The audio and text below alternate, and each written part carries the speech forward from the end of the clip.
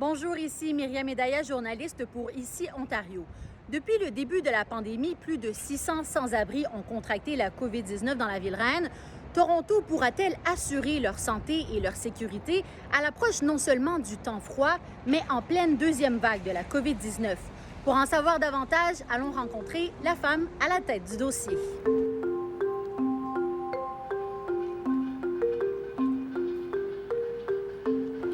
Bonjour, Madame Bédard. Good morning. D'abord, présentez-nous les grandes lignes de ce plan pour l'hiver dans votre système de refuge. Cette année, nous avons augmenté notre capacité. 560 lits supplémentaires seront disponibles plus tôt que l'an dernier. On estime qu'il reste encore entre 300 et 400 personnes qui vivent toujours à l'extérieur. À l'heure actuelle, est-ce que la distanciation physique est respectée à travers tous vos refuges et centres de répit? Oui, tous nos refuges ont confirmé que c'était le cas. Et avec la pandémie qui s'ajoute à une crise existante, celle de l'itinérance, quels sont les défis auxquels vous faites face à l'heure actuelle? Les mesures de distanciation physique liées à la COVID-19 ont presque doublé l'espace entre les lits. Notre capacité initiale a été coupée de moitié. Le coût d'un lit dans un refuge a donc presque doublé comparativement à l'année dernière. Et Madame Bédard, qu'est-ce que vous répondez aux sans-abri dans vos refuges qui disent que la Ville de Toronto ne se soucie pas de leur bien-être, ne se soucie pas de leur santé? On fait tout en notre pouvoir pour assurer votre sécurité. On veut vous aider à trouver un logement permanent. Mais qu'est-ce qu'en pensent les principaux concernés? Prochain arrêt, Etobicoke, en banlieue de Toronto, où des sans-abri ont été relogés dans un ancien hôtel.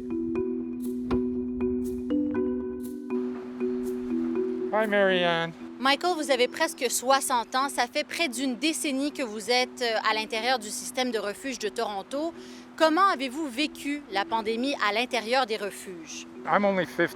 J'ai seulement 59 ans et j'avais peur, mais il y avait des gens plus âgés, comme des septuagénaires et des octogénaires. Ils ne voulaient pas nous sortir de là, on était serrés comme des rats dans le refuge. C'était simplement un désastre en devenir.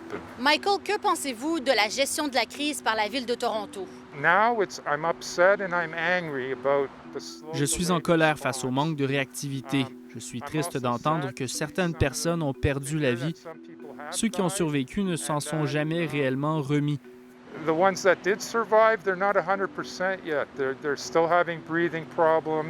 On continue à avoir des problèmes de respiration et des maux de tête interminables.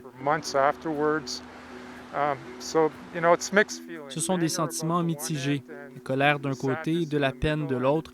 Maintenant, j'espère avec les hôtels que ce sera plus facile de s'isoler.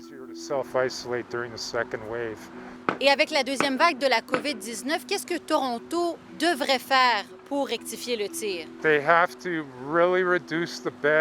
Toronto doit vraiment réduire le nombre de lits dans chaque refuge et revoir la configuration de leurs espaces, parce qu'à certains endroits, la distanciation sociale est impossible.